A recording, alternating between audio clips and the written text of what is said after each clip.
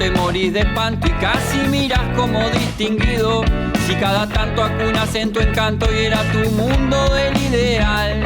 Y su ideal, mi ideal, el de aquel se puede... Buenas tardes, bienvenidas y bienvenidos a Último Bondi. Último Bondi es un programa producido por el colectivo Más Igualdad con la colaboración de la plataforma Camacuá y de Caras y Caretas TV.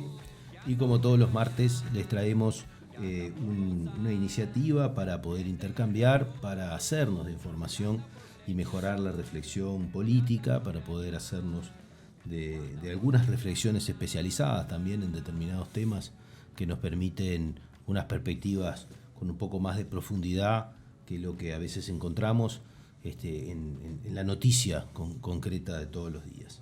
En el día de hoy vamos a hablar del agua. Ya hemos hecho varios programas sobre este tema, pero queremos introducir alguna noción específica sobre el futuro y sobre qué pasa con un tema que nos lo hizo discutir la sequía, como quien dice, pero tiene muchas otras capas, valga la situación de lo que estamos discutiendo.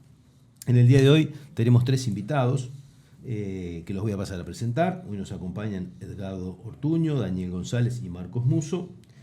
Daniel es ingeniero civil por la Facultad de Ingeniería de la Universidad de la República, tiene estudios de posgrado en altos ejecutivos de función pública y ha sido ingeniero de proyectos y obras del Departamento Técnico de OCE entre 2005 y 2010.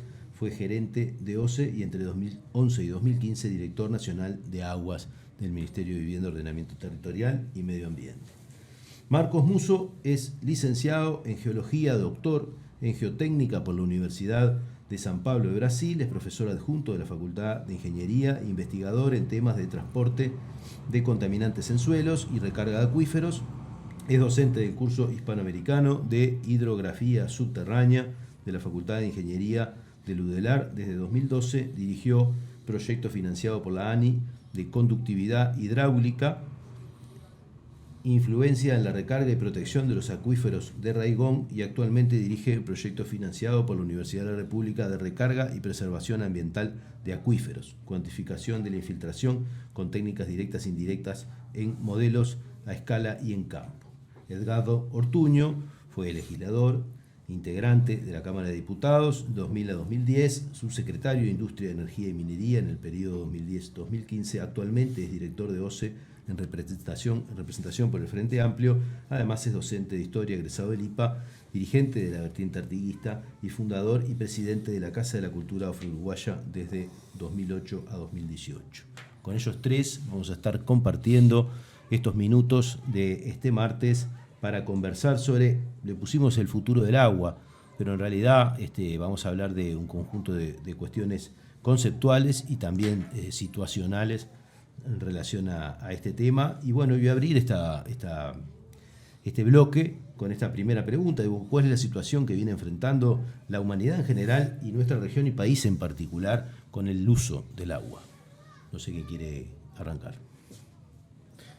Un poco mirar la perspectiva mundial. El uso del agua en el mundo, el 70% es para uso agrícola, un 20% para uso industrial y un 10% directamente para consumo humano. Son datos de la UNESCO, digamos, en el Programa Internacional de Hidrología Intergubernamental. Y la UNESCO tiene en ese programa, cada 8 años, se plantea diferentes problemáticas de cómo solucionar o cómo encarar el tema del agua en diferentes regiones del mundo. Considerando que en el último plan, una de las cosas que estaba ahí presente era cómo influía el cambio climático en la disponibilidad de agua que hoy está teniendo diferentes regiones del mundo. Sabiendo que hay ya regiones del mundo que de por sí tienen una dificultad de acceso al agua, y bueno, uno de los objetivos de desarrollo del milenio está el acceso al agua potable y saneamiento a la población en el mundo. Entonces, allí la UNESCO plantea diferentes alternativas, hace diferentes enfoques que nos muestran esa preocupación desde el punto de vista de mirar qué está haciendo diferentes regiones en el mundo o cómo encarar la problemática del agua en tanto superficial como subterránea, porque a partir de esta crisis que tuvimos en los últimos años, nos empezamos a dar cuenta que existe agua debajo de la superficie, que llamamos agua subterránea, y casualidad, en el 2022 fue, dentro del programa hidrológico internacional, el lema era hacer visible lo invisible, que era el agua subterránea, ¿no? O sea, nada más importante a los efectos de mirar que hoy Uruguay tiene que mirar el agua subterránea de otra forma de lo que está haciendo o de lo que lo ha venido haciendo hasta ahora, ¿verdad? Y ahí entra un poquito en el uso que hace la OCE del agua, donde el agua subterránea hoy es el 10% de lo que la OCE trata para la población del Uruguay, y el 90% son de recursos superficiales. Entonces hay que empezar a mirar esa capacidad que tenemos, pero para mirar esa capacidad tenemos que hacer otras cosas también, que bueno, lo seguiremos conversando durante el programa. Daniel. Sí, un poco para contextualizar, digo, tenemos por un lado, evidentemente, el tema del agua, envuelto en lo que es el tema cambio climático, en términos más generales. Entendido como la variación en el largo plazo, digamos, de los factores climáticos. Pero hay además una variabilidad interanual, digamos, ¿sí? De esa variabilidad interanual es donde, que va en aumento también en este proceso que se está dando, es de donde va surgiendo estas situaciones de, más sequías o sequías en mayor profundidad, y al mismo tiempo también inundaciones, en fin, se dan más situaciones extremas con mayor frecuencia y de mayor dimensión, digamos, respecto a lo que ha sido históricamente, aun cuando las medias en ese corto plazo interanual no sean tan variables. Pero bueno, esa es la situación que se da. Y a esto debemos adjuntar el tema del riesgo, o sea, enfocar desde el punto de vista del riesgo este tema. ¿Por qué? Porque bueno, ese aumento de situaciones extremas genera una amenaza. Ahora, la amenaza hay que cruzarla en definitiva con las vulnerabilidades que existen. Porque ahí es donde realmente se hacen riesgosas las amenazas y nos lleva al tipo de problemas que hemos tenido que enfrentar. Entonces, esto significa actuar, evidentemente, sobre las vulnerabilidades para que no representen estas nuevas amenazas un riesgo demasiado importante, o por lo menos sea manejable. Esto es una cosa a tener en cuenta porque es, si se quiere, algo nuevo. En nuestro país, además, bueno, en muchos lados se ha venido dando grandes cambios en el uso de la tierra, junto con cambios culturales en cuanto a consumo, en fin. En nuestro país es muy reciente el cambio en el uso de la tierra. Tenemos un país que prácticamente en toda su historia estuvo dedicada a ganadería extensiva y prácticamente más nada, y tiene muy pocos años un modelo productivo diferente. Entonces eso plantea también cosas nuevas, porque básicamente en el Uruguay de la ganadería extensiva, el problema del agua no era tal. Era, bueno, si en el campo que tengo una aguada donde pueda ir el ganado a saciar sus necesidades, ya está, ya no tengo ningún otro problema. Y hoy en día no es esa la situación.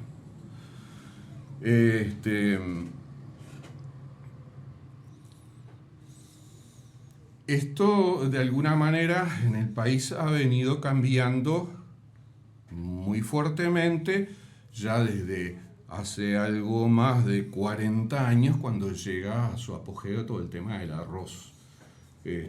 Hasta allí el tema agua no era muy importante, como digo, más que nada asociado simplemente a qué disponibilidad había en mi campo y lo que importaba era el campo.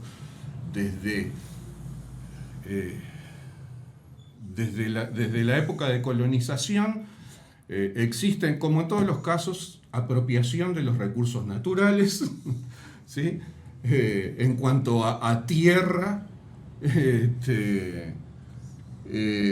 en un principio, y ganado, que además ganado cimarrón en un principio que andaba por allí, nos apropiamos de esos recursos naturales y con eso funcionamos, y funciona el sistema que se genera a partir de ese entonces. Pero el agua un poco era ajena a esta lógica, pero cuando empieza a darse el uso del arroz, que prácticamente va más allá de las cifras que daba Marcos, porque es prácticamente el 80% del uso del agua en nuestro país, es agrícola y esencialmente arroz.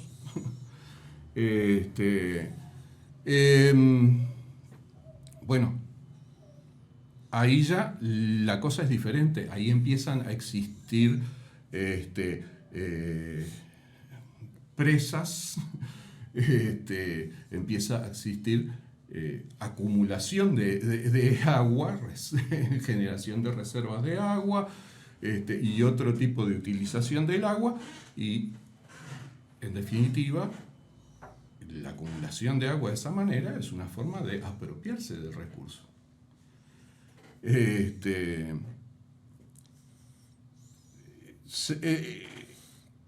Sigue siendo en nuestro país, de todas maneras, desde el punto de vista legal, constitucional, etc., el agua un bien público, pero ahora digamos que es un bien en disputa, por lo menos, un recurso en disputa. Y eso es una de las cosas que también está pautando esta realidad de hoy. Y las cosas que suceden porque en definitiva, además de todo esto, hay varias cosas que nos están afectando, en el sentido de que, además de haber una mayor demanda de agua para diferentes usos, empieza a escasear el agua en algunos aspectos. Una de las formas de perder agua para algunos usos, por ejemplo, el de OCE muy claramente, es la calidad. Si se pierde calidad, si el agua pierde calidad, deja de ser agua apta para la potabilización, o la potabilización se complica y se encarece, etc. Eso es uno de los aspectos. Y es una de las cosas que estamos enfrentando muy fuertemente también desde hace algún tiempo, y que también está asociado con estos cambios que hemos anotado que han venido en los últimos años. La calidad del agua se ve afectada, de las aguas superficiales, de las aguas subterráneas. Las aguas subterráneas incluso, quizá hasta ahora no tanto en nuestro país, pero también en otros lugares se han visto fuertemente amenazadas por la destrucción directa de reservas a través de cosas como el fracking. Hoy en día está en cuestión el tema de la producción de hidrógeno en grandes cantidades a partir de aguas subterráneas, cosa que si uno mira internacionalmente es algo bastante raro. Agua de la calidad del agua subterránea en general no es el tipo de agua que debería utilizarse para ese tipo de proceso. En fin, tenemos una serie de presiones, digamos. De tensiones y conflictos en puerta que también lo hemos visto en algunos de los otros programas sobre conflictos ambientales propiamente dicho. Desde el punto de vista institucional hay algunos asuntos que también se han complicado en esta disputa del uso y en este cambio en la necesidad de enfoque de las empresas, por decirlo de alguna manera, que prestan servicio para garantizar agua de calidad, ¿no? Sí, bueno, primero, gracias por la invitación y por ocuparnos y ocuparse de estos temas, que quizás sea lo positivo que nos dejó la crisis hídrica que tuvimos este año, ¿no? Poner foco en un tema absolutamente... La sal nos hizo despabilar. Algo absolutamente estratégico, ¿no? Para el desarrollo de la sociedad, de nuestros países, absolutamente clave, pero que en nuestro país pensábamos que era un dato de la realidad dado y garantizado, cosa que es lo primero que hoy está en cuestión, ¿no? Yo he dicho, y capaz que suena un poco rimbombante, que si hay algo que probó la crisis hídrica del 2023 es que el abastecimiento de agua potable, por lo menos de más de la mitad de la población que vivimos en el sur del país, no está asegurado, y que por lo tanto se requieren políticas públicas y una gestión que asegure el tema para empezar la reflexión con algo concreto y bien inmediato en lo que tiene que ver con la calidad de vida cotidiana de la gente, que es la disponibilidad de agua para consumo humano, que yo reivindico como la necesidad del agua potable, porque en toda esta crisis el gobierno, tratando de minimizar la merma, la reducción de la calidad que tuvimos que sufrir en el agua, 73 días sin agua potable tuvo que padecer la población en Montevideo y en Canelones, sin agua potable, es decir, agua que por las características de su calidad no cumplía con las condiciones para ser definida como agua potable. Entonces el gobierno desarrolló con mucha creatividad algunos eufemismos como agua bebible, apta para consumo humano, no era potable, ¿no?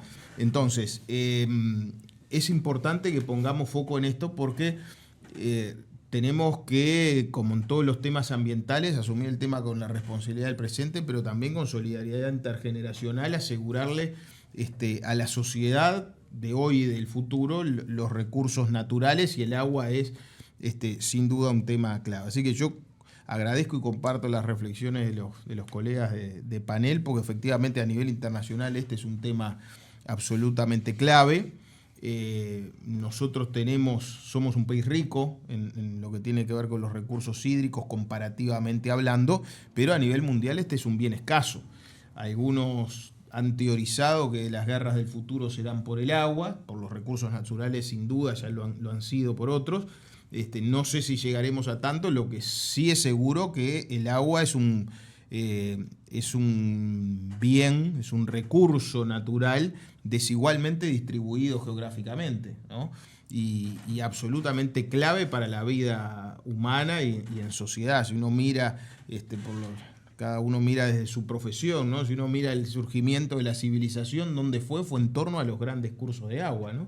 Mesopotamia, Egipto. Es decir, que el agua ha sido y es absolutamente clave y estratégico para el ser humano, y más para el ser humano en sociedad, y por lo tanto es absolutamente clave el desarrollo de políticas que garanticen el acceso equitativo y salvaguarden, cuidando la soberanía, si pensamos en términos políticos nacionales, de la preservación y el uso colectivo de un recurso tan esencial como el agua. Esencial para la vida, pero también recojo lo que se ha planteado en la mesa, esencial para la producción agropecuaria, sin duda, en un país o agroindustrial, en un país como el nuestro, pero también para la industria, no vinculada al agro, también para la energía, ¿no? Durante años tuvimos una dependencia enorme de Salto Grande y la generación de energía allí. Una de las cuestiones que yo creo que reivindica lo hecho en los últimos años es que ha sido de las primeras sequías donde no tuvimos problema de energía eléctrica, y eso fue porque se tuvo políticas de cambio de la matriz energética que desarrollaron la generación eólica y demás, que creo que marcan un camino de por dónde avanzar con una política en relación al agua, que como la energía, las telecomunicaciones y otros temas, yo creo que debe estar inmersa en una política de desarrollo, en una visión estratégica de una política de desarrollo que sea un programa de desarrollo sustentable y que tenga la igualdad y la equidad como elementos de referencia. Entonces, la primera reflexión es, bueno, el agua es una cuestión clave, en disputa en el mundo, me gustó ese concepto, no asegurado si no hay políticas públicas precisas, claras, si no hay un involucramiento, por tanto, de la sociedad en lo que es la valoración del recurso y lo que es la gestión del recurso, que es un tema absolutamente clave, y desde esa perspectiva enfocar lo que nos pasa acá en nuestro país y lo que nos pasó este año, donde quedó claramente marcado la importancia de esto, ¿no? Aún en un país que tiene una riqueza hídrica mucho mayor a la de otras regiones, de otros países y de otros continentes, tuvimos problemas de agua porque tenemos un problema de política pública, de gestión, que nos marca, como yo digo, para que se entienda llanamente, la necesidad de gestionar, de guardar agua, si pensamos en el consumo humano, cuando hay, para tenerla disponible cuando no hay. Me refiero al agua dulce, que es lo que nos faltó. Nos faltó agua dulce embalsada, nos faltaron obras de porte como las represas para guardar agua, porque el Estado resolvió, de acuerdo a una decisión política de este gobierno, no tomar la iniciativa, no hacer las inversiones que debía hacer. Y bueno, además que cuando el Estado no hace lo que tiene que hacer, la que sufre es la gente, que tuvo que pagar de su bolsillo para comprar agua embotellada, con todo lo que supone de vulneración de derechos, ¿no? El no abastecimiento de agua potable y las desigualdades en el acceso, que supone que unos podían acopiar bidones, mientras en algunos lugares, como me consta, no había otra posibilidad que tomar lo que estaba dando OCE, que, como dije, no era potable durante un tiempo importante. Entonces, hablaremos en otro bloque de las políticas importantes para hacer una buena gestión democrática y estratégica y soberana del agua, pero creo que está bueno que pongamos el foco en esto, porque no es inocuo y no es para nada menor lo que tengamos capacidad de construir o no como política pública en torno al agua en el futuro, porque tanto para el consumo humano, como muy bien planteaban ustedes en lo que tiene que ver con los desafíos para la producción, de acuerdo al modelo, por eso hablaba de modelo de desarrollo yo, ¿no? Porque ahí hay que incorporar qué tipo de gestión de agua y usos de agua entendemos el más adecuado para un proyecto país con determinado modelo de desarrollo. Bueno, depende de lo que hagamos, será la suerte que tendremos como sociedad en el aprovechamiento o el padecimiento en relación al recurso agua, donde simplemente dejo planteado ese titular. No está asegurado el abastecimiento si no hacemos políticas públicas, veremos cuáles son más adelante, y si no tenemos una plena conciencia de la importancia y de lo que está en juego cuando hablamos de del agua, por más que en Uruguay tengamos, como bien dijiste tú, superficial y una riqueza en los acuíferos muy importante. Pero sin gestión no es posible el uso y el disfrute colectivo y democrático de eso en el largo plazo. Bueno, se nos fue un poco el tiempo del primer bloque. Quedó Marcos con un par de cosas en el tintero, así que en el segundo ya arrancamos con él. Bien. Así que nos vamos en un minuto, seguimos en el segundo bloque de Último Bondi.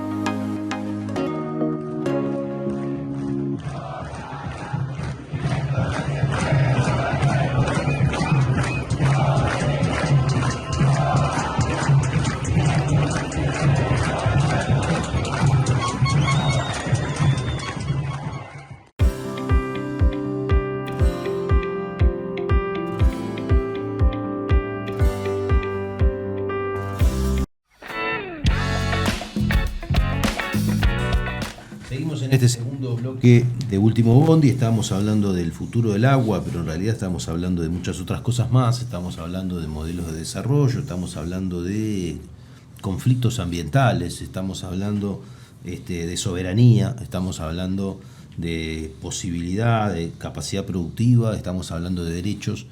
Y bueno, en ese marco nos planteábamos un poco en este bloque ver qué sabemos del conocimiento científico y de la experiencia sobre los límites del uso de los distintos fines.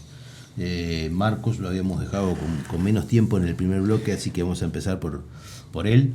No sé si quería traer algo del primer bloque y ya lo engancha con lo que quisiera plantear en el segundo. Del primer bloque, un par de detalles para complementar. En el uso industrial del agua en Uruguay está concentrado en dos grandes actividades. Una es la producción de energía, que se lleva casi el 60%, y la otra, información... Es uso no consultivo. Sí, se usa pero no se consume, ¿no? Y después, información que saqué del Plan Nacional de Aguas del año 2018, forestal. Ahí no está claro, porque no está discriminado si es por la industria, el procesamiento forestal o el procesamiento de celulosa o alguna otra forma. O alguna otra forma, ¿verdad? Eso se lleva algo así como el 90% del uso industrial. Un 5% alimentos y bebidas. Y casi un 1% embotellamiento de agua. ¿Ah? 3 millones de metros cúbicos se embotellan de agua anualmente en la información recogida en el Plan Nacional de Agua. O sea, para tener una dimensión, complementando lo que decía Daniel, de que buena parte del uso es agrícola, seguimos más o menos las tendencias de lo que se marca a nivel mundial.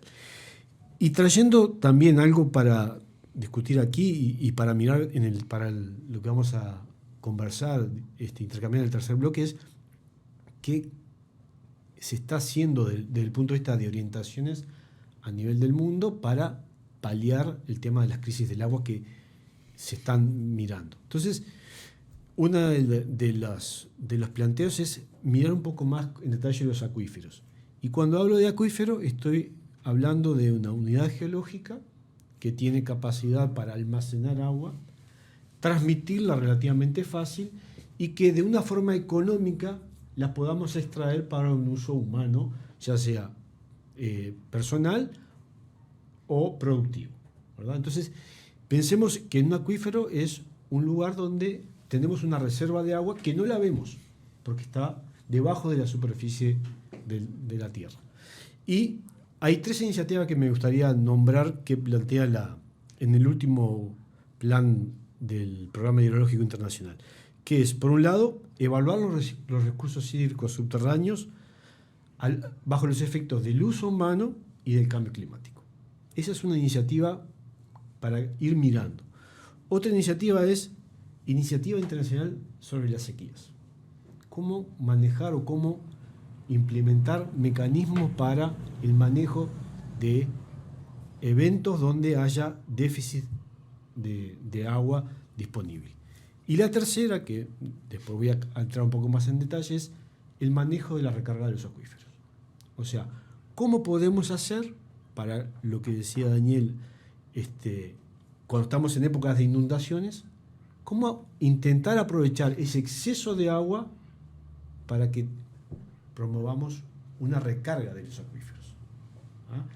Porque cuando hablamos de acuífero, uno tiene que pensar que cuando llueve pasan 4 cosas. 1, llueve y el agua va directamente a las cañadas, a los arroyos, a los ríos, por escorrentía superficial.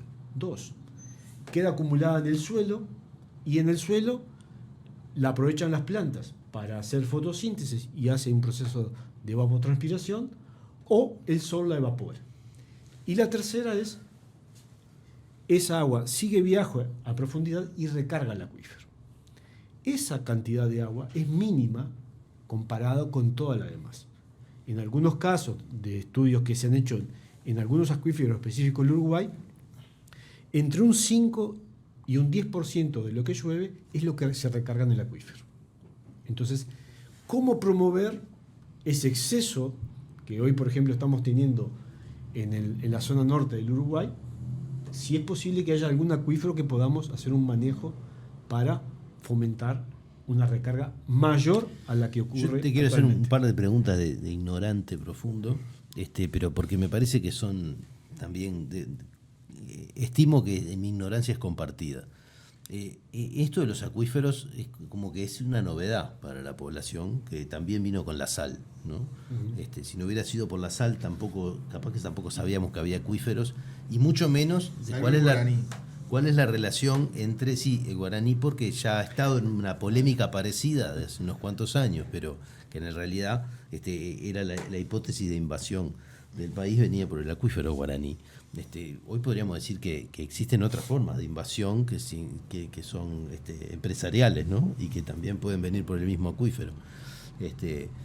Pero esta discusión entre cuánta agua hay en el acuífero y esto de si es posible poner y sacar agua, es como un tanque que está bajo la tierra, no, es una cosa más compleja. Porque me parece que está toda esta imaginería de que ahora que ya terminé de explotar todos los ríos y que me puedo gastar toda el agua que quiera acá, me voy a seguir gastando la otra agua, porque todo sí sigue siendo infinito, y como no es infinito el río, pero en realidad el agua sí, ¿verdad? Entonces esa es un poco esta idea. No, las cosas no son infinitas en la naturaleza, están acotadas, ¿no? Entonces, mirando un poco los acuíferos, y una de las cosas que yo escuchaba... eso que estamos viendo es el acuífero. Esos son los acuíferos en el Uruguay, ¿verdad? Y aquí tenemos en azul los acuíferos que están más... los que serían más productivos, ¿no? Ajá. Es decir, en la zona del litoral, aquí en la zona del eje Ruta 5, en la zona del litoral se llama el acuífero del litoral, digamos, y aquí en la zona central, en el eje Ruta 5, entre Tacuarembó y Rivera, es donde está en superficie el acuífero Guaraní, pero el acuífero Guaraní continúa hacia el río Uruguay y está a profundidades de 1000 metros en la zona de las termas.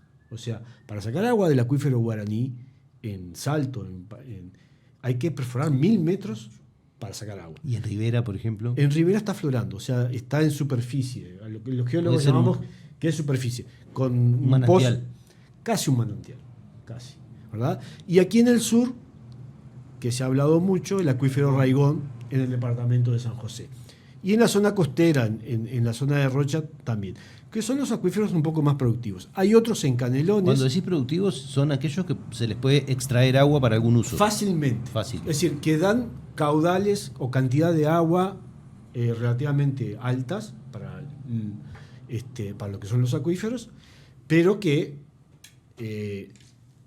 hay que hacer una perforación y para extraer el agua necesitamos colocar una bomba y colocar energía, ¿verdad? Para extraerlo de Pero profundidad. cuando uno piensa en la producción agropecuaria menor, ¿no? De las chacras, de la ciudad. Eso es agua extraída de los acuíferos de una manera u otra. Muchos de los pozos, muchos de los tambos que hacen parte de la cuenca lechera del sur del país se abastecen de agua subterránea. Entonces, usan agua subterránea para todo lo que es la limpieza del galpón de ordeñe, de las maquinarias de ordeñe, para darle de beber a las vacas también, y en algunos casos, no en todos, se está usando para riego, para generar alimentos para las vacas de esos tambos. Entonces, pregunto esto que parece bastante obvio por esta otra idea de la gestión de los acuíferos, ¿no? Porque en realidad de contaminarse, por ejemplo, una situación así, el daño es mucho más de lo que parece. Una cosa que se seque, otra cosa que se contamine. Bueno, son dos problemas intensos cualquiera de ellos, ¿no? Hablamos de la lechería, pero hay otros sistemas productivos en el sur del país que usan agua subterránea y también agua de superficie, que son la producción hortifrutícola, ¿verdad? Y que durante este último verano muchas represas habilitadas por INAHUA para acumular agua para riego se secaron. Hubo árboles que tenían 20, 30 años de plantado produciendo pera, durazno, manzana, etcétera, que se secaron porque los productores no tenían agua para regar. Y el acuífero que hay en esa zona de Canelones no es tan productivo como el acuífero de Raigón. Hay acuíferos, pero no tienen esa capacidad de dar agua, ¿no? de extraerse agua de esos acuíferos. Entonces se generó todo un problema y hoy, con la lluvia que ocurrió, no se llenaron los embalses todavía. Mucho menos los acuíferos. El tema es que los acuíferos es mucho más lento, la recarga. Y es un tema que tenemos que estudiar, porque si uno viene de hacer los mandados y le sobró 3 pesos y lo guarda en el bollón, hace otros mandados y lo guarda en el bollón. Cuando llega fin de mes y te falta un dinero, vas al bollón y tenés un montón de monedas para juntar. El tema es que si vos sacás del bollón y nunca te sobra de hacer los mandados para poner el bollón, un día el bollón te va a quedar sin monedas. Entonces, el tema de la recarga de los acuíferos y cuánto podemos usar del agua de los acuíferos es una pregunta y es un cuestionamiento que nos hacemos quienes trabajamos en tema de aguas subterráneas. ¿Cuánto podemos extraer? Y alguien puede decir, bueno, si se recargan 5, saco 5.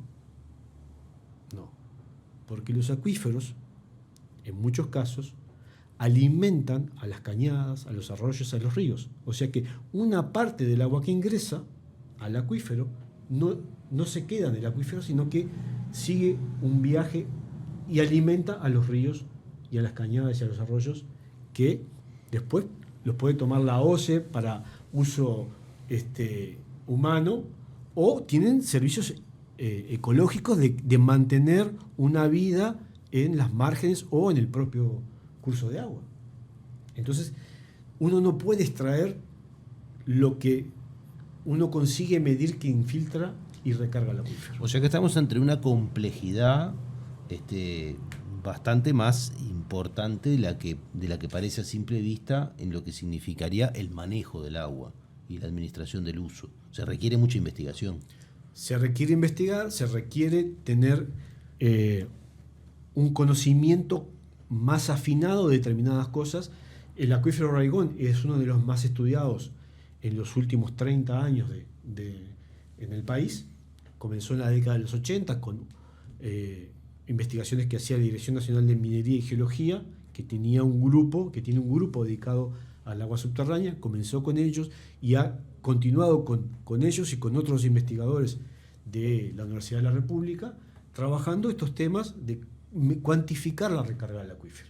¿Y qué podemos hacer para saber, por ejemplo, el acuífero Raigón descarga a los ríos, ¿no? El 70% de lo que infiltra por la lluvia.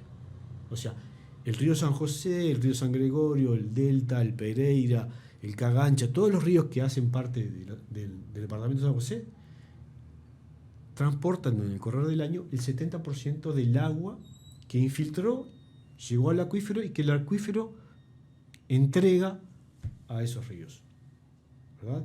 Y solo y una parte, el 20%, descarga al río de la Plata. Solo el 10% ese es el que está siendo extraído en pozos según las autorizaciones que tiene Dinagua, ¿verdad?, registradas, ¿no?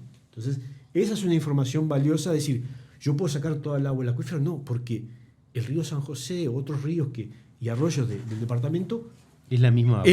Cuando no llueve, el agua que está corriendo por allí es porque el acuífero lo está cediendo de una forma natural. Daniel. O Edgardo, no sé, el que quiera seguir.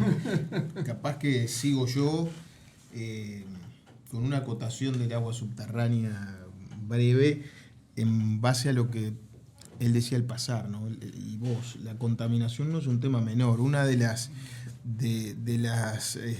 riquezas de los acuíferos en Uruguay es la disponibilidad que tenemos, ¿no? Por lo general, y está bueno que se plantee, pensamos en el acuífero guaraní. Bueno, esta sequía, lo que hemos venido estudiando, los que estamos más cerca del tema y demás, nos ha descubierto una riqueza de acuíferos bien importante. Ahora, también están las limitaciones en calidad y en cantidad, ¿no? En cantidad, porque no todos tienen la capacidad de producción. Producción decimos nosotros para lo que es el uso en la potabilización y el abastecimiento humano, ¿verdad? No todos tienen los volúmenes, la cantidad de agua que se necesita para abastecer la cantidad de gente de las zonas cercanas. Pero por otro lado tenemos el desafío de la calidad, porque muchas veces la calidad del agua subterránea está asociada a las actividades que hay en el entorno, muchas de las cuales generan contaminación. Yo sé que en eso que estabas diciendo vos, perdóname que te corté, sí, pero no es para cortarte, sino creo que para alimentar la trama. Uh-huh. Uno piensa al principio que la función principal de OCE es juntar el agua y repartírsela a la gente. Y en realidad yo lo que veo es que tiempo al tiempo la función de potabilizar o de adecuar, de lograr la calidad en función del resto del uso del agua que hace el resto, que es la gran mayoría del agua además, termina exacerbando más cada vez más el problema de la calidad del agua que está circulando por los caños que de la recolección. Es un desafío... en el sentido de que el problema del agua está más afuera de la OCE que adentro. Son dos caras de la misma moneda, la calidad y la cantidad. Sin duda, por eso yo hablaba de una política de Estado, una política nacional en el marco de una política de desarrollo en relación al recurso. Está claro que lo que más sentimos por la necesidad cotidiana que tenemos es el agua para abastecimiento humano. También está claro que no tenemos que pensar solo en la producción de agua potable, que es en lo que naturalmente enfocamos con más naturalidad, sino que tenemos que, por eso yo hablaba de gestión, pensar en los embalses, ¿no? En la administración, en la gestión de los recursos. Tenemos que pensar mucho en las fuentes, y cuando hablamos de fuentes, ahí es donde tenemos que hablar de las fuentes superficiales, ¿no? Los ríos, los arroyos, las lagunas, que como bien tú decías, y te agrego algún dato más, el 90% del agua del abastecimiento de OCE es de fuente superficial y solo el 10% es de fuente subterránea. Pero miremos este otro dato: de los 750 servicios aproximadamente que tiene OCE de abastecimiento de agua en todo el país, y bueno, más de 500 son prestados a partir de agua subterránea. Es decir, que la importancia en lo que es la distribución del recurso y en lo que tiene que ver con la democratización del acceso, el agua subterránea juega un rol realmente mucho más importante que cuando vemos las grandes cantidades. Ahora, el tema de la calidad afecta a los dos aspectos, ¿no? Por eso, cuando hablemos de las propuestas, yo voy a enfatizar, además de la necesidad de producir más agua potable, además de cuidar la gestión, los embalses, las represas, atender el transporte, que es clave, pero creo que hay que enfatizar el cuidado ambiental, de la calidad ambiental de las fuentes, ¿no? Que es un poco lo que vos decís, que está vinculado con todo el ecosistema de actividades productivas que influyen en las fuentes, en la calidad del agua, tanto superficial como subterránea. Yo iba a nombrar simplemente el tema del arsénico, por mencionar uno de los que hace a las restricciones que tiene el agua subterránea en algunas zonas, pero hay muchos otros componentes derivados de la actividad humana. En el caso del arsénico, no porque se genera geológicamente, pero también tenemos que atender ese tema. Por supuesto, hay tratamiento para quitar, ¿no? Y tratar la contaminación, pero es un elemento, la calidad, que tenemos que tener siempre incorporado cuando pensamos en el tema del agua. Daniel. Sí. Antes de agregar algunas cosas, quería volver sobre un par de cositas. Una, respecto al tema que veníamos hablando en la primera parte incluso, para tener un poco claro las dimensiones del tema. Porque el gran problema del agua, ahora que hizo saltar todo, el agua salada, la gran problema fue el abastecimiento del área metropolitana. Bueno, que se realiza a partir de la cuenca del Santa Lucía.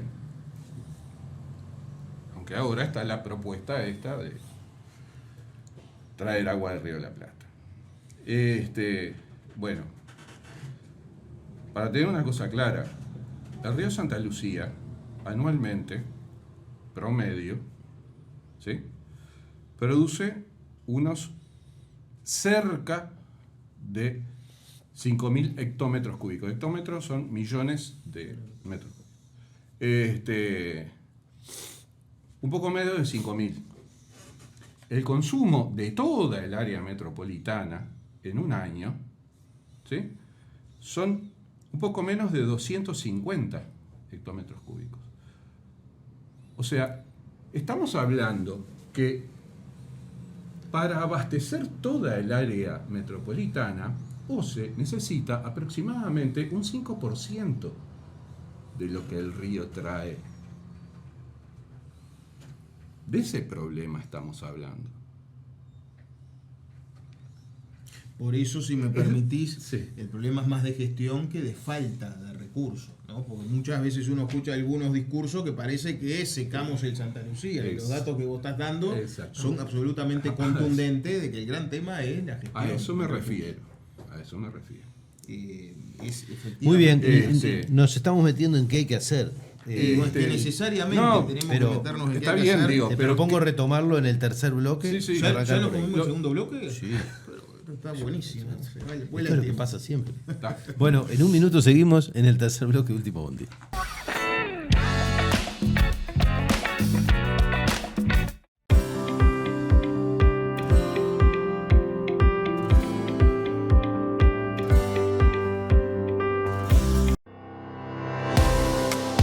Nos une la defensa del trabajo y el derecho al descanso, apostando a crecer juntos y juntas.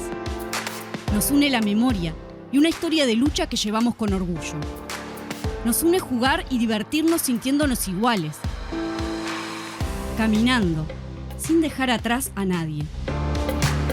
Nos une la democratización de la palabra. Nos une lo que nos emociona y moviliza. Nos une compartir y soñar el futuro. Con AEBU tenés derechos. AEBU, un sindicato, una comunidad.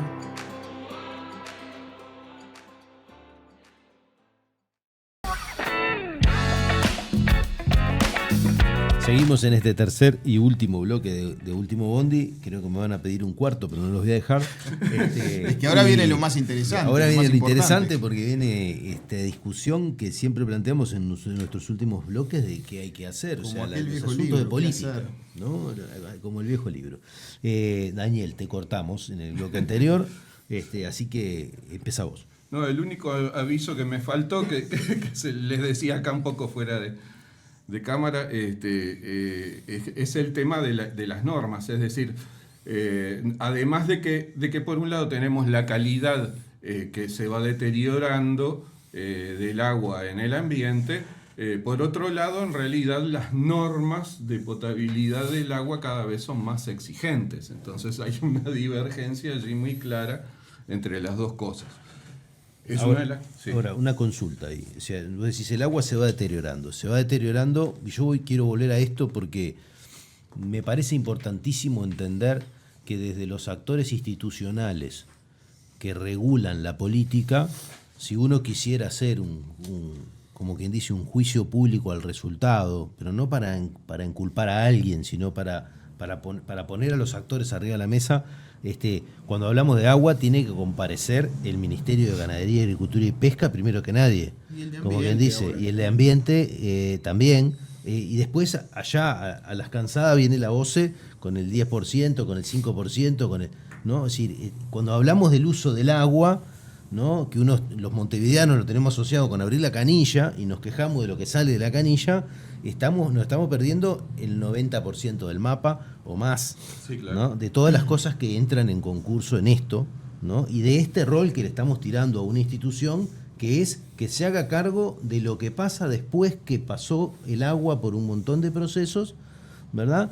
Y quiero traer esto porque, por ejemplo, en el interior del país he tenido algunas oportunidades de conversar, especialmente con gente dedicada a la producción, que no tiene ninguna reflexión sobre la relación eventualmente posible, inmediata, ¿no? Entre la cuestión ambiental y el uso del agua, ¿no? Y sus propias fuentes de agua que muchas veces usan están súper vinculadas a este problema que de continuar agravándose en materia de contaminación, por ejemplo, les va a causar un daño inesperado y repentino de un día para el otro, que además no es fácil de arreglar, ¿no? Porque si se contamina el acuífero del que vive un cierto sector de la producción agropecuaria en algunos rincones del país, donde se usa especialmente agua no superficial, ¿no? El problema es grave, ¿no? Sin duda. En esto pido para arrancar. Sí, ¿no? Cambiamos la ronda, y vos me cortás porque hay mucho para hacer, pero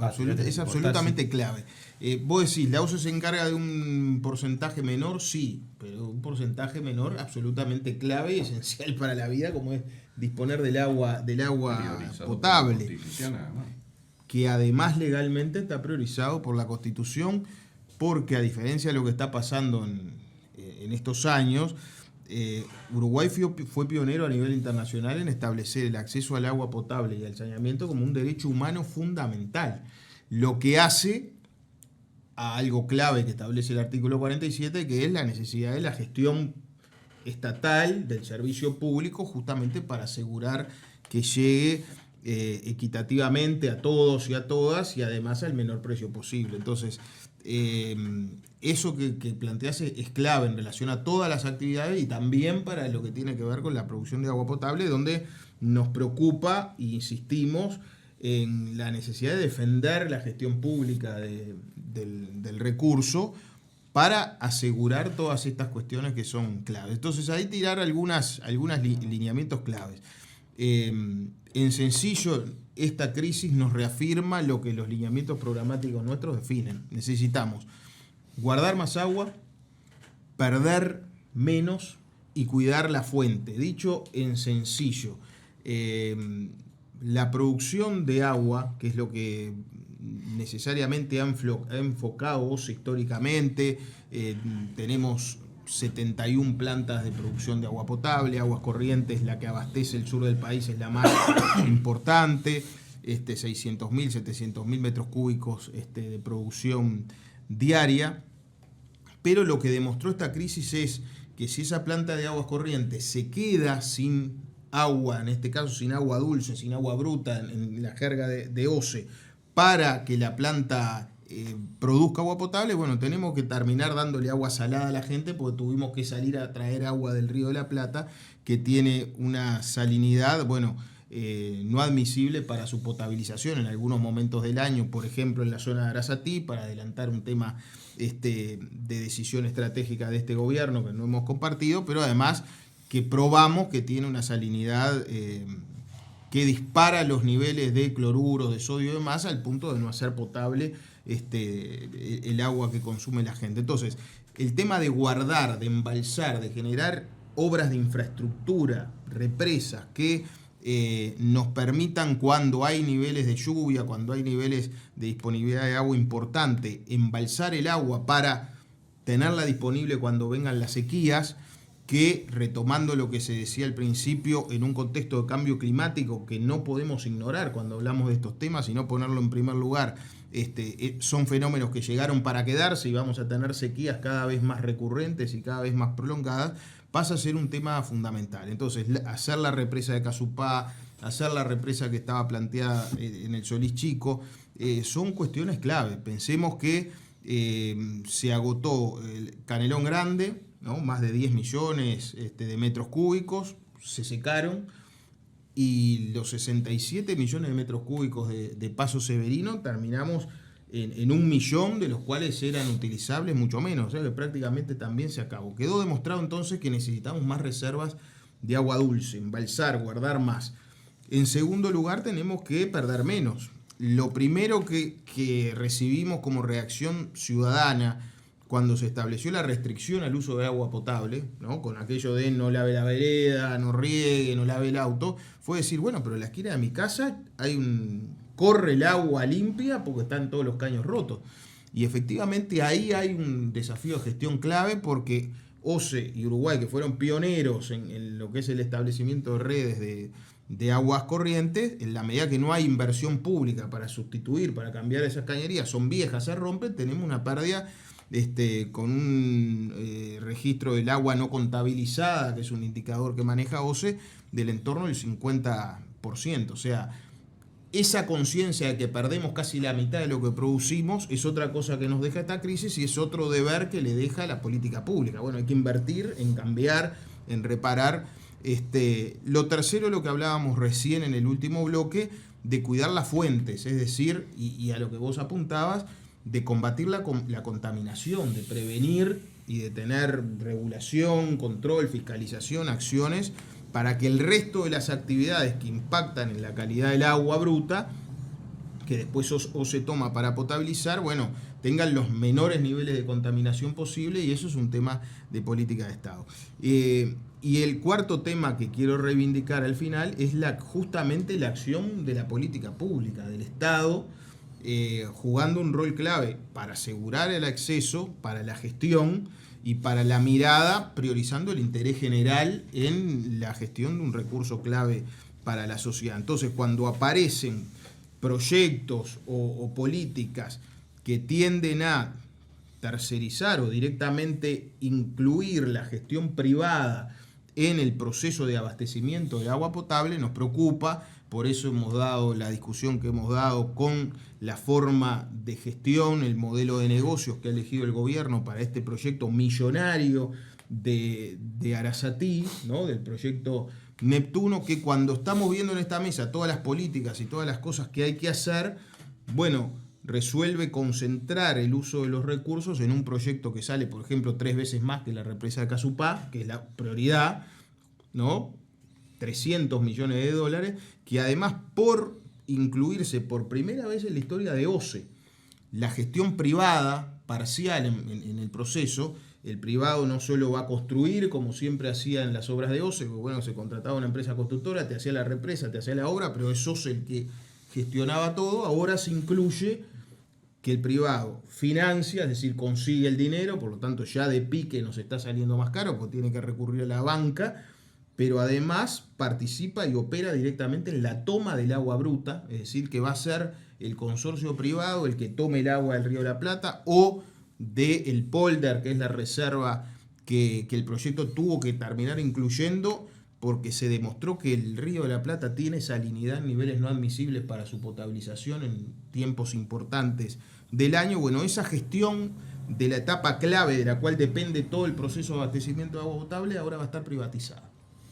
Pero además el privado va a hacer el mantenimiento durante 20 años de toda la infraestructura que construya, es decir, de la planta, de la toma y de los más de 70 kilómetros de tubería. Entonces, y esto nos va a terminar saliendo 890 millones de dólares porque lo que hace OCE es pagarle unos 45 millones de dólares anuales, 45, 600, para poder usar esa infraestructura, se llama pago por disponibilidad, y además OCE se tiene que encargar de 5 millones de dólares más, que son sus costos propios por el proyecto. Entonces, nos preocupa porque esta misma obra, si estuviéramos de acuerdo en priorizarla o no, hecha por OCE, con gestión pública, como se ha hecho históricamente, sale 300 millones de dólares menos. 300 millones de dólares menos que podríamos utilizar en todas las políticas y obras que acá podamos acordar de que se tienen que hacer para la buena gestión del recurso. Por eso es importante lo que se hace desde la política, ¿verdad? Y las decisiones que se toman desde la política. ¿Daniel y Marcos o Marcos y Daniel? Y cerramos. Yo tomo un poco las palabras de Ortuño en términos de política. Y en términos de política uno lo tiene que mirar y decir, regulación hay. Tenemos quizás buenas leyes y buenos reglamentos. Lo que nos está faltando en algunos casos es tener capacidad humana, técnica, o sea, de personas calificadas para hacer los controles. Hablábamos del tema de contaminación del agua subterránea como un problema. Se contamina el agua subterránea y es mucho más complejo descontaminarlo que el agua superficial. Hoy tenemos muy pocos profesionales en DINAGUA dedicados al control específico de los pozos que se están construyendo, que sean realmente construidos según la norma técnica que tiene la DINAGUA para disponer. Entonces, no se están haciendo esos controles porque no hay gente. Y no hay gente porque no se ha contratado personal calificado o no se ha formado personal que pueda estar dentro de DINAGUA para que se dedique a esos temas. Entonces, tenemos un problema allí de recursos, de personas calificadas para hacer esos controles. Y eso significa que también nos está faltando personas que realicen investigaciones para generar información que sea útil para la gestión. Aquí tenemos, por ejemplo, del 25 de septiembre hice un paneo del visualizador de DINAGUA de diferentes tomas o de medidas de caudales en el río Santa Lucía. En Fray Marcos estaban pasando 3 metros cúbicos por segundo. 3,5 metros cúbicos por segundo. En Paso Pache, 7 metros cúbicos por segundo. Si la OCE tuviera la capacidad de tomar el agua en Paso Pache, con lo que está pasando ahí, le alcanza para abastecer a Montevideo. Con esos 7 metros cúbicos. Y sobra 1 metro cúbico. En el Santa Lucía, en la ciudad de Santa Lucía, están pasando 13 metros cúbicos por segundo de agua. Entonces, lo que vemos allí es que en diferentes sectores del río Santa Lucía, quienes están aportando agua son los acuíferos. Si nosotros llegamos a conocer mejor cómo es el aporte de esos acuíferos hacia el río Santa Lucía, desde Canelones o desde el arroyo La Virgen en Florida, San José, podemos generar un conocimiento que, como decía Daniel, nos permite gestionar mejor el agua que le está llegando a la toma de OCE. Pero hay otra cosa que me parece que es muy importante que nos está faltando en este intercambio, que es a la OCE le falta redundancia de procesos. Área metropolitana depende de aguas corrientes. No hay un plan B, no hay un plan C que nos permita dar un poco de aire. Alguien me está haciendo alguna señal Aguas más o menos. Corrientes en realidad son dos plantas en un mismo sitio. Está bien, pero es decir, toman del mismo lugar. Es decir, no hay otro lugar de donde la OCE no tiene otro lugar en el área metropolitana para abastecer, aunque sea el 10% que no sea del agua Santa Lucía, ni del río San José, que se quiso hacer un trasvase, que en realidad se gastaron 20 millones de dólares en tubería, que se usaron algunos días porque enseguida empezó a llover y hubo que sacar las bombas del Paso Valdés, porque si no se les iba a llevar la inundación. Entonces, a la OCE le está faltando redundancia, desde el punto de vista de tener otra Por eso forma. hablamos de las distintas represas en las Sí, distintas y no solo represas, capaz que hay que mirar otras formas, Solís otras Chico, fuentes. por ejemplo, Es hoy decir, aprobamos en el Sarandí hacer un pedido de represamiento. Es lo que necesitamos. Y bueno, y el gobierno decidió hacer Arasatí. El problema es que el planteo de la redundancia o de no depender de una sola fuente y de una sola planta, que yo recuerdo que tuvimos más de 50 años sin problema, nos lleva a una inversión millonaria tomando agua del Río de la Plata, ¿no? Cuando, hay dificultades allí de cianobacterias, hay dificultades allí de una calidad y de una gestión ambiental, Sí, una que en ese redundancia caso que valga la pena. Claro, que en ese caso no depende de la gestión ambiental del Uruguay y de su soberanía, sino de todo lo que se hace en la región. Pero vos te Entonces, yo referías a que comparto capaz que hay aportes subterráneos que están funcionando hoy y que son Que más, se pueden más, utilizar. más significativos. Y que de lo podrían ser podrían significativos desde el punto de vista de la gestión. hay que incorporarlos. Y para mirar un poco el tema de fortalecer la investigación y el conocimiento, y en particular, tanto del agua superficial, de colocar sistemas de medición de los caudales en diferentes puntos de los ríos para saber cuáles son los aportes. Traigo aquí en este mapa una propuesta que se hizo en un proyecto de investigación que está publicado por el INIA, un proyecto financiado por el INIA, que en el cual para el acuífero Raigón hay monitoreo, pero el monitoreo es manual. ¿Qué significa? Que gente de INAMIGE o de la facultad va en un conjunto de pozos y mide a qué altura está el agua en el pozo, manualmente, ¿verdad? Entonces, eso que está planteado allí, que son 30 pozos, uno podría colocar un instrumento que se llama diver en inglés, que mide la altura del agua de forma automática. Podríamos incluso hacer que esa medida llegue directamente a la DINAGUA en tiempo real. Pero no lleguemos a tanto. Instalemos los divers. Son 30 pozos. Sale $25.000 instalar los 30 divers. Ahora, eso podría generalizarse a otras. También, claro. Uno podría Otro. ir a un plan de monitoreo. Yo, mientras ustedes hablaban, y antes de darle a Daniel para cerrar, que nos queda 0 minutos, pero va a cerrar Daniel, me quedaba pensando que hay un conjunto de avances en términos normativos al haber hecho del agua un derecho constitucional, pero quizá más que lo que en algún momento fue la ley de riego, que se discutió muy a las corridas y sin demasiados aportes y sin ninguna consecuencia, creo, capaz que hay que discutir una ley de agua o una nueva normativa que de una incluya manera el riego, que es una necesidad que tenemos, pero da para otro debate. y que incorpore elementos de monitoreo más técnicos y fortalezas institucionales de seguimiento también y de seguimiento de la población. Daniel. Digamos, hay una institucionalidad prevista por la Ley de Políticas de Agua, la 18.610, creo que es, algo así, que se basa además en una cuestión importante, en dos cuestiones importantes: la integralidad en la gestión del recurso y la participación de todos los involucrados. Eso desde esa institucionalidad generada en función de eso, digo, tengo la camiseta puesta, prácticamente casi todas las comisiones de Cuenca y consejos regionales que existen, los puse a funcionar yo en su momento, como director. Pero tienen mucho para desarrollarse. Pero para desarrollarse, como recién estaba planteando Marcos, obviamente que se necesitan recursos.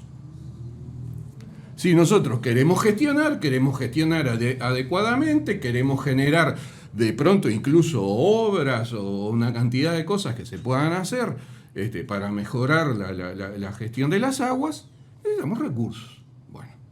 El recurso está previsto en el Código de Aguas, ya existe una ley de aguas que es el Código de Aguas, no es una ley de verdad, es un decreto ley que se convirtió en ley, porque es de aquella época, pero es lo vigente, el Código de Aguas. El Código de Aguas ya está desactualizado en un montón de cosas, pero también hay que ser muy cuidadoso a la hora de sustituirlo, porque si bien hoy no da respuestas adecuadas a las nuevas realidades, no se debe modificar si no es no con criterios simplemente utilitarios, sino con atención a lo que dice el artículo 47 de la Constitución y el espíritu que expresa. ¿Sí? Es decir, tengamos cuidado con el ambiente, tengamos cuidado con que todos podamos participar de alguna manera de la discusión de un tema que es vital.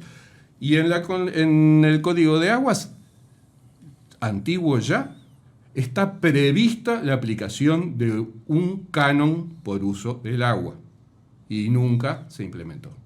Pero está previsto en la ley que se cobre un canon. Y es necesario hacerlo porque si no, no van a existir los recursos nunca para poder gestionar adecuadamente el agua. Bueno, Daniel convergió en varios... Estas temáticas que mencionó Daniel las hemos abordado en distintos programas, algunos sobre el uso de agua, otros sobre el ordenamiento territorial. Incluso había una sugerencia de que habría que también modificar la ley de ordenamiento territorial para que incluyera el uso del agua como un tópico sustantivo dentro del análisis del ordenamiento territorial, ¿no? Y que tenía que venir con ese enfoque, ¿no?, transversal, a los efectos de contemplar este tipo de cosas.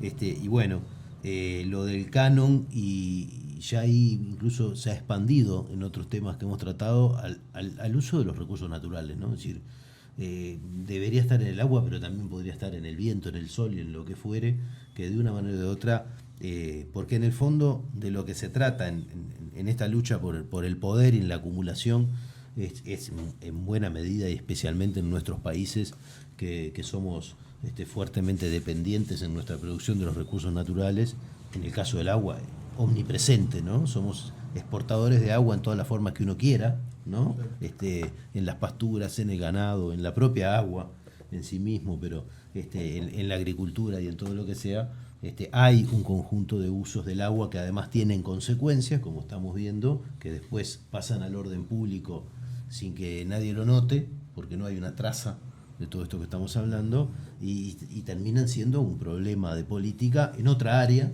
¿no? Que no tenía nada que ver con el lugar donde se generó o cómo se administró, a veces sí, a veces no, y que podría estar ayudándonos en esta discusión de la distribución de las cosas, ¿no? De los beneficios y de las cargas, de las dos cosas. Bueno, les agradezco mucho.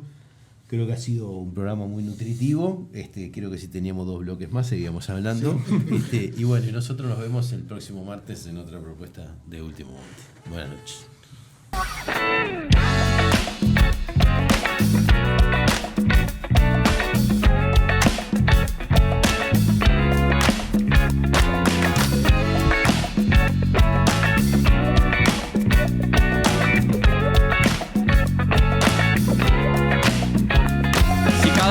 Te morís de espanto y casi miras como distinguido. Si cada tanto acunas en tu encanto y era tu mundo el ideal. Y su ideal, mi ideal, el de aquel se puede mirar desde lo distinto. Si por las noches compartís el tinto con ese que piensas.